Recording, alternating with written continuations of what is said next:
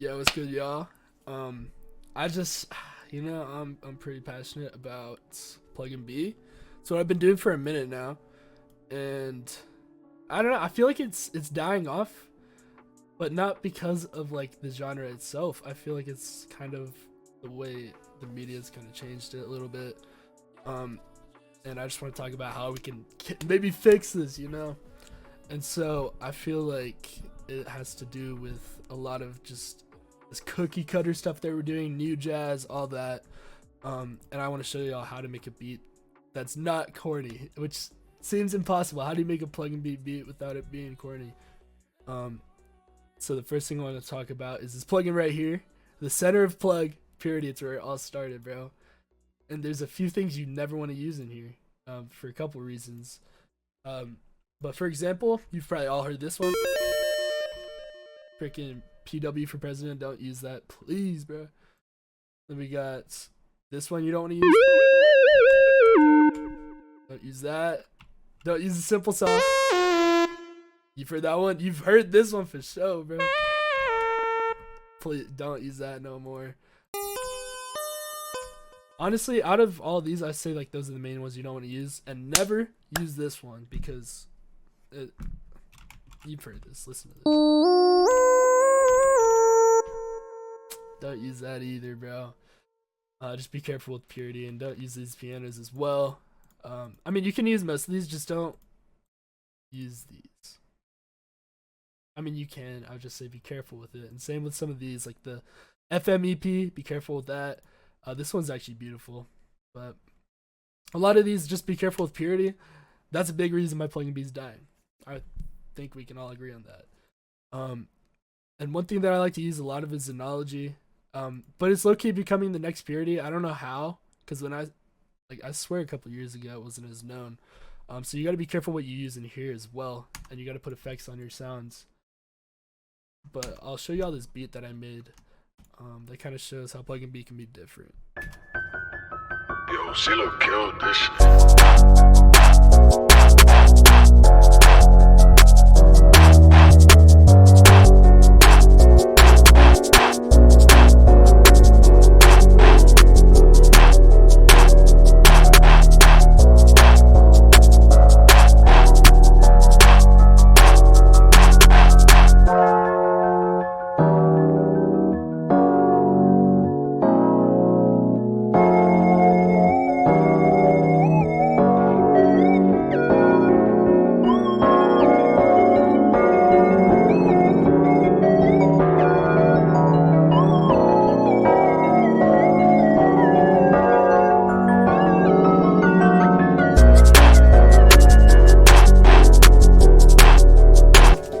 So with this, I mean, it's pretty simple, but it doesn't have like that corny sound to it. It sounds more like fluent, and that's just in my opinion. Obviously, this whole video is my opinion because I believe that pluggnb doesn't have to die. I feel like it can just go in a different direction, and we can all find our own sounds in it as well. To the point where it's not even completely pluggnb anymore. It has the very like key elements though. And so one example is the way you do your chords.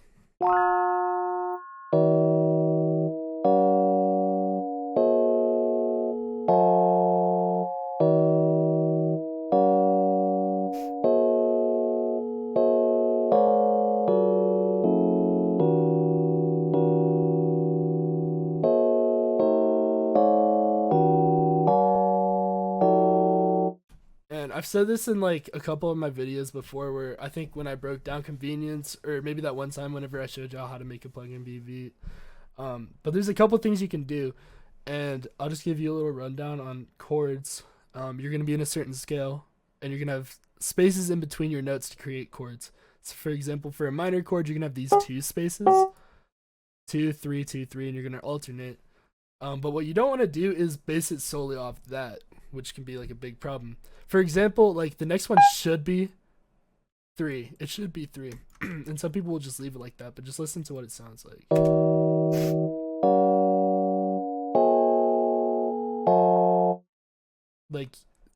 Like it's good to follow the rule book of making chords sometimes, just to like start off the bass, but don't always follow it because sometimes it'll sound bad. And for example, like with this chord, when I'm doing this kind of walk bass line thing. If you were to do the same thing I just said, it wouldn't sound right. I'll show you real quick. So if I grab this,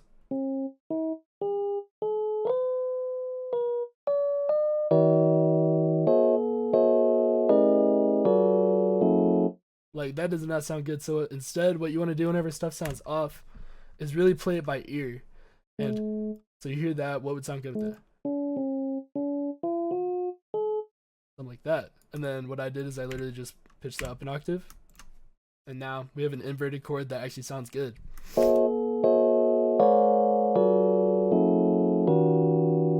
And so really just playing around with that. Don't follow the rule book of chords because that will make it sound corny as well.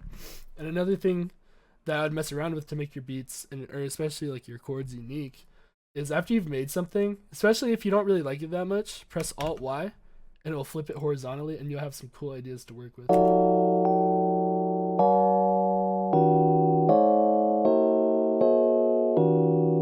Like already way different vibe. It sounds cool. And that's just by like flipping it. You can use those ideas. Like I could even flip this and just have that play with the rest of the stuff while it's normal. And that's actually what I did for the beginning here. Like this was flipped originally, but yeah, I flipped it this way so it looks like that. And another problem is I feel like we're using the same drums. Like let's go here to my samples, and I have a ton of like plug kits, Zangang kits, all that stuff that we've all heard a million times.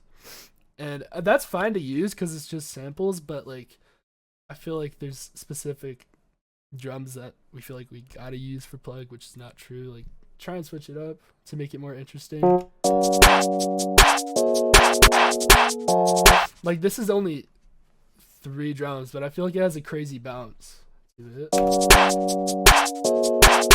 And using stuff like this on your drums, like effect rack, there's so many cool sounds in here for your vocals, for your drums, for your guitars, all that stuff. And then some sauce that I've really been working with is using natural sounds in a beat like this, but making the natural sounds kind of sound more synthesized, if that makes sense. And for example, what I did here is I put a delay on it. So originally, it sounds like this.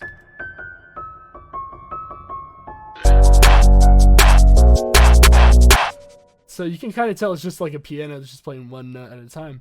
But you can trick whoever's listening to your beat into thinking like it's a bunch of different notes by just putting, I put a 8 something delay, 8 beats or something.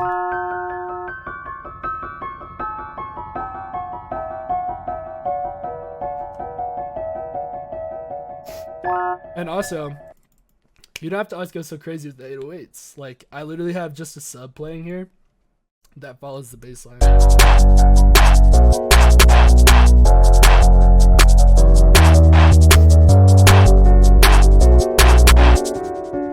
And so I feel like I think the reason pluggnb is kind of dying is because it's so overcomplicated, which is okay. Like, you can do that. But it's overcomplicated with like those sounds I showed you guys at the beginning. Like there's a tiny lead, you got the freaking simple saw playing, and it's trying to be complicated, but it just sounds like a mess, honestly. The way I would say to create leads that aren't so corny is to try out sound design, making your own sounds, because you'll know what sounds best for the beat, so you're not like confined to this little space of, oh, I have to use this preset because I know it's a plug preset. And literally what I did is just making your own sounds automatically makes it sound better. And this is one of my presets that I just have a sine wave and distortion.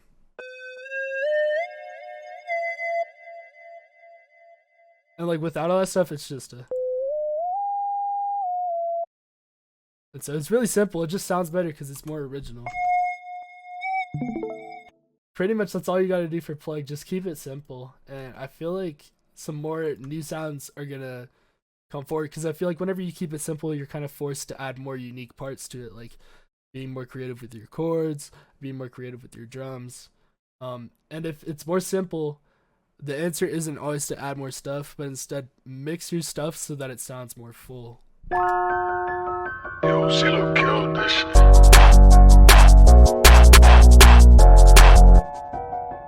But yeah, I just wanted to talk about that today because, like, I don't know. I don't want to see plug get down like this. And I love hearing, like, all the different plug beats. There's definitely lots of people that do it well. And I don't know, I feel like it's just almost it's like a plague right now. Like we just gotta make sure this doesn't die. I mean, this is a legendary genre, and it's kind of sad to see, but I don't think it's over yet. I think it can make a comeback. But let me know what y'all think. And I also just wanted to break down this beat because I love this beat so much. I actually uploaded it a couple days ago for those of y'all who heard it. But let me know what y'all want next, and if you agree with me or not.